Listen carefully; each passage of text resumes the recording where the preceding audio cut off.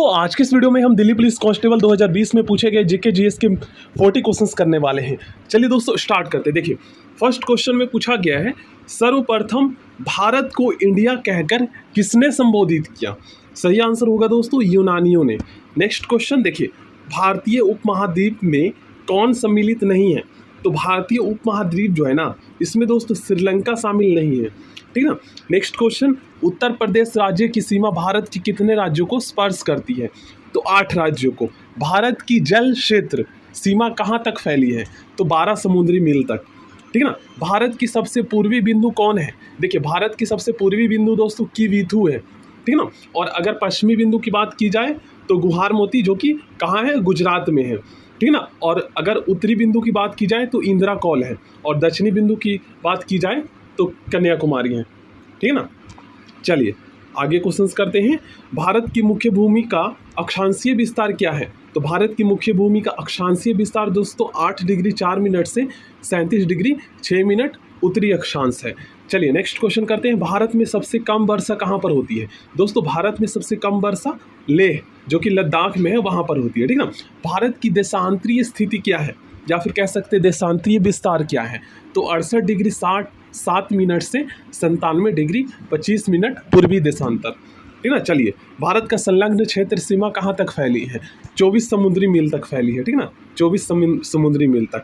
चलिए भारत का औसत समुद्र तल का माप किस तट से किया जाता है? देखिए भारत का औसत समुद्र तल का जो माप है ना, ये कहाँ किस तट से किया जाता है? तो चेन्नई के तट से। चलिए आगे क्वेश्चंस करते हैं। तो नेक्स्ट क्वेश्चन में आगे में पूछा गया है, क्षेत्रफल की दृष्टिकोण से भारत का सबसे बड़ा केंद्र शासित राज्य कौन सा है? तो देखिए दोस्तों लद्दाख है, इसको याद कर लीजिएगा, ठीक है ना, लद्दाख। उसके बाद जम्मू कश्मीर आता है, क्योंकि आप सभी जानते हैं दोस्तों 31 अक्टूबर 2019 को जम्मू कश्मीर और लद्दाख को 2 केंद्र शासित प्रदेश बना दिया गया था, ठीक है ना, याद कर लीजिएगा। भारत का अनन्य आर्थिक क्षेत्र कहाँ तक है? मतलब कि भारत, सही आंसर होगा 200 समुद्री मील। चलिए आगे क्वेश्चंस करते हैं। भारत की सबसे पश्चिमी बिंदु कौन सी है? तो देखिए आगे ना, यहाँ पर पश्चिमी बिंदु जो है यह है गुहार मोती, ठीक है ना। भारत की कितने राज्य अंतर्राष्ट्रीय सीमा को स्पर्श करती है? तो देखिए भारत के दोस्तों टोटल 16 ऐसे राज्य हैं जो अंतर्राष्ट्रीय सीमा को स्पर्श करती है। बाकी देखिए जम्मू कश्मीर और लद्दाख भी स्पर्श करती है, लेकिन वो क्या है? वो दोस्तों अभी आपको पता ही है ना, वो केंद्र शासित प्रदेश है, ठीक है ना। तो यहाँ पर राज्य पूछा गया है, और पहले कितने थे? तो पहले 17 थे, क्योंकि वो दोनों मिलकर एक राज्य था, ठीक ना। उसके बाद 2 घट गए, तो कितना हो गया? सॉरी 2 घटे नहीं है वो, तो मतलब एक को हम काउंट ही नहीं करेंगे, जम्मू कश्मीर जो राज्य था उसको। तो पहले 17 था, अब 16 हो गया। भारत का कुल क्षेत्रफल कितना है? तो 32,87,263 वर्ग किलोमीटर।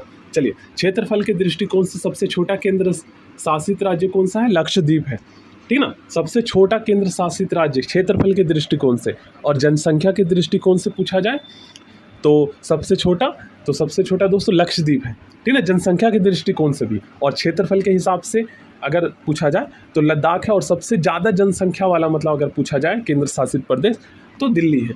रत्नाकर किस महासागर का उपनाम है? हिंद महासागर का। मुख्य भूमि का दक्षिणतम बिंदु कौन सा है? तो मुख्य बिंदु, तो इसका सही आंसर होगा कन्याकुमारी। चलिए कर्क रेखा भारत के कितने राज्यों से गुजरती है? तो कर्क रेखा दोस्त भारत के 8 राज्यों से गुजरती है। इसका ट्रिक भी मैंने आपको बताया था, गमछा झाड़, ठीक ना, गुजरात, इसमें 8 राज्य आते हैं, जो कि आपको पता होगा। कर्क रेखा भारत के किस राज्य से नहीं गुजरती है?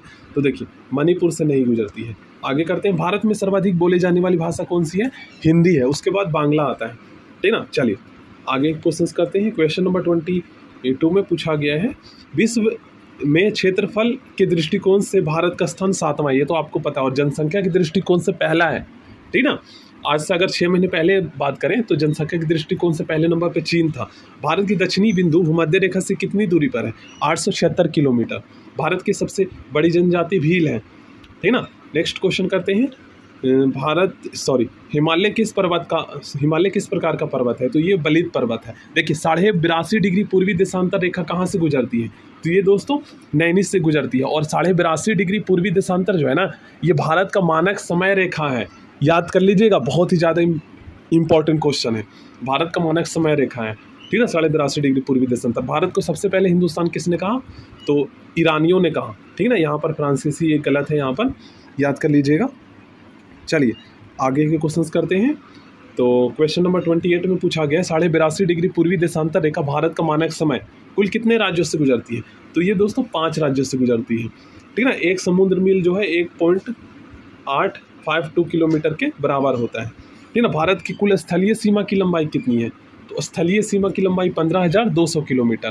भारत का सर्वाधिक वनाच्छादित राज्य, मतलब सबसे ज़्यादा वन वाला राज्य, मध्य प्रदेश। आगे करते हैं, इंदिरा पॉइंट को अन्य किस नाम से जाना जाता है? तो इसे दोस्तों पिगमिलियन पॉइंट और पार्सन पॉइंट के नाम से भी जाना जाता है। भारत के कुल कितने राज्य स्थलरुद्ध है? तो 20 राज्य है। चलिए, द्वीपों सहित भारत की कुल समुद्र तटीय रेखा की लंबाई कितनी है? देखो, द्वीपों सहित समुद्र तटीय रेखा की लंबाई 7,516.6 किलोमीटर। 82.5 डिग्री पूर्वी देशांतर रेखा भारत के कितने राज्यों से होकर गुजरती है? देखिए, भारत का मानक समय रेखा, तो ये दोस्तों 5 राज्यों से गुजरती है, अभी हमने पढ़ा है। चलिए, क्षेत्रफल के दृष्टिकोण से विश्व का सबसे छोटा देश कौन सा है? तो वेटिकन सिटी, ठीक ना। और जनसंख्या के दृष्टिकोण से भी यही है। 82.5 डिग्री पूर्वी देशांतर रेखा भारत के किस राज्य से होकर नहीं गुजरती है? तो ये तमिलनाडु से नहीं गुजरती है, ठीक ना। विश्व के कुल क्षेत्रफल का भारत में कुल कितना भूभाग है? तो 2.42%। केंद्र शासित राज्य पुडुचेरी की सीमा एवं क्षेत्रफल कितने राज्यों में फैली है? 3 राज्यों में। भारत के कितने राज्य हिमालय पर्वत को स्पर्श करती है? तो ये दोस्तों 10 राज्य, ठीक ना। तो आज की इस वीडियो में यहीं तक, और नेक्स्ट वीडियो में और भी जो है मैं प्रीवियस ईयर के क्वेश्चंस आपको करवाऊंगा। सो प्लीज़ चैनल को सब्सक्राइब कर लीजिएगा।